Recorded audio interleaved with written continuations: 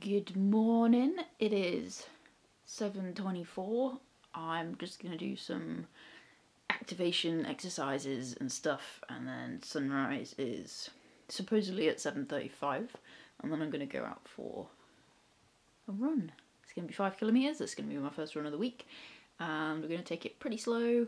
It's snowy and icy out there, so I don't know if I'm going to get any strides in towards the end, but I'll give it a shot if I feel like I'm not going to just fall on my face. Another snowy day. It's not as snowy as it was last week when I brought the camera out with me. It's nowhere near as deep, but it is colder. It's easily like 3 degrees colder than it was for that run. And yeah, my fingers are definitely feeling it. So this is the first of 2 5-kilometer runs this week.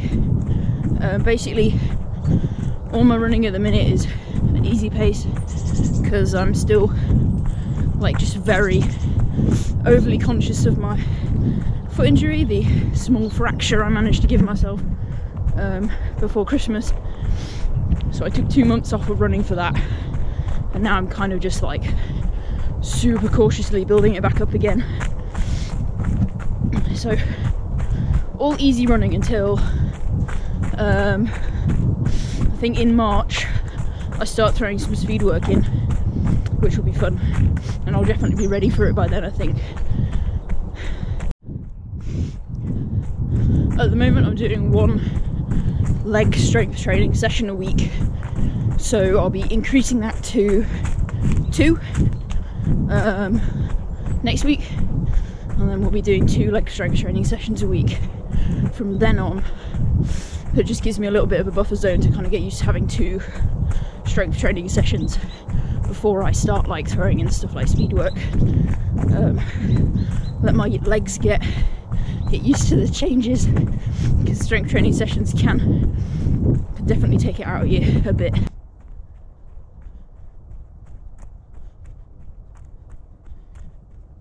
And into the woods. This is a Strava segment I would quite like to get the top spot on. Should be doable once I've got my training volume back up again. Yeah, that's something I'm probably gonna do a bit more on, is sort of going after specific Strava segments. It's just little like goals, isn't it? And I can integrate some of them into my training as it is.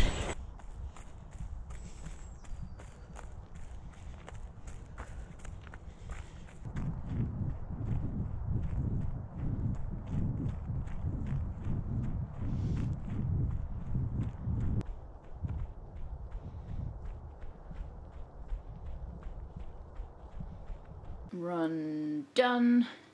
I'm gonna get my porridge on and then get some stretches done and shower because I'm sweaty and gross.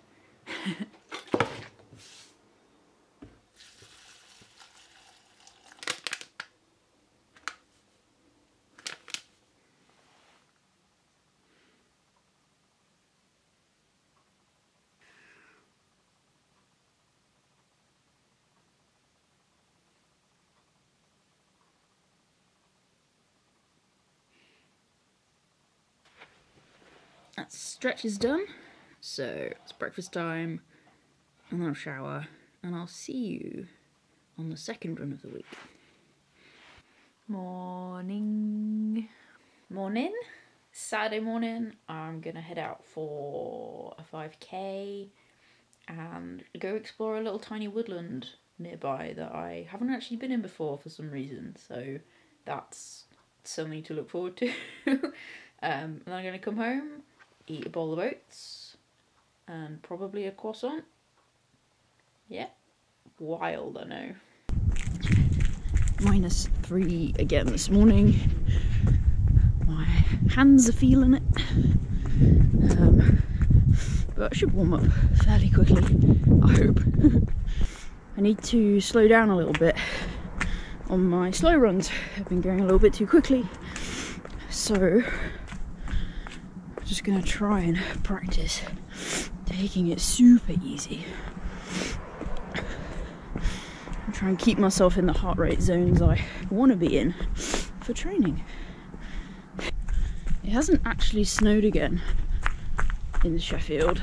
It's just been really cold and it hasn't really rained or anything, so all the snow's still kind of hanging around, which is fine. It just makes some of the now that it's been around for a few days, just some of the paths and pavements are really icy and a little bit tricky to run on, but it's all practice, so doesn't really matter. And I've got another hill to run up. Not sure why I've given myself a route with three significant hills to run on a Saturday morning.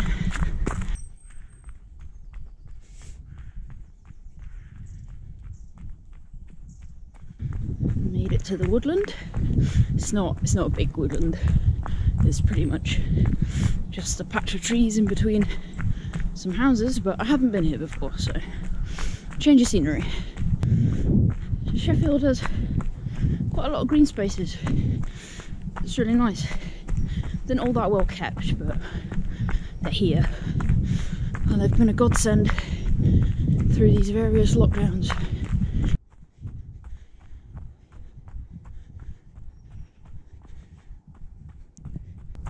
So I'm currently done most of this run only slightly faster than I would be able to walk it. For really long distance endurance training, most of your running should be in zone 1 or zone 2 heart rate, preferably zone 1, but because it's cold and I haven't built my endurance back up yet, I'm in zone 2. That's basically so my body doesn't get too tired, but I can still put in the time and the miles, and then I'll get back up to doing like one speed session a week to add in that kind of tempo variation that I need to kind of be fully prepared for the kind of races that I want to do. So the goal is to be doing most of my easy running in like upper zone 1, lower zone 2, I think is what I'm kind of gonna aim for once I've sort of built my endurance back up to where it was pre-injury. Hiking will play a pretty important role in training as well, because that's another way of getting more mileage in, but like definitely staying in zone 1.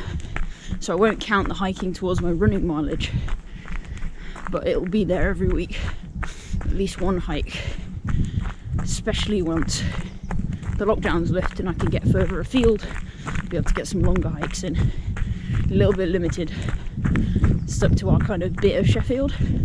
There's lots of like little parks and trails that we can kind of link up, but you do end up doing the same walks on repeat, which is not always ideal. Okay, we're back. It's time for some stretches, and then it's time for oatmeal porridge. We're doing porridge today, and I've put chocolate milk in it because I'm an adult and I do what I want. Cool. Breakfast's been done, which was oats, blueberries, chia seed, and that's pretty normal. Sometimes I'll have apple. At the minute I'm having porridge, and then as the weather gets a bit warmer, I'll have just overnight oats. Basically, I'll make it the night before and pop it in the fridge so that when I get up stupidly early to go for a run as the sunrise gets earlier, it's not quite such a hassle to measure everything out in the morning before I go for the run. At the minute though, it's porridge because it's colder, and just like to have something a little bit warm when I get back from a run at the moment. I'm just testing out sort of different vlog formats. I think for running vlogs, I'm gonna see if this kind of just sort of filming the run days in a week works, or maybe a little bit later down the line I'll see if I can do sort of a vlog for a speed workout day, or like a strength training day, or a long run day kind of thing. I'm just going to play around, see what works and see if I can just keep it a little bit choppier and more casual, I think, for these, because I want to use them to document my training and kind of, I suppose, show how a normal non-elite person goes about running training. So that's kind of the goal, I suppose. Training is pretty loose at the minute because I'm obviously just still really slowly building my distance back up post-injury. But once I start to add in slightly more specific workouts, it will be a bit easier to sort of be more specific about exactly what it is I'm doing and why, I suppose. If this is the kind of content you're sort of interested in, then feel free to hit the subscribe button or the like button or dislike button. YouTube doesn't differentiate between likes and dislikes, it just sees them all as engagement, so either one, I guess. But on a serious note, if you did enjoy the content or you're interested in seeing what other stuff I get up to, then yeah, hit subscribe and we'll see you around. I could do with feedback on these videos, so if they're like too casual or too choppy, then yeah, let me know and I'll chip away at stuff over the next few months and try and get into a groove of how I want these things to work out. Thank you for watching, as always, and until next time, goodbye.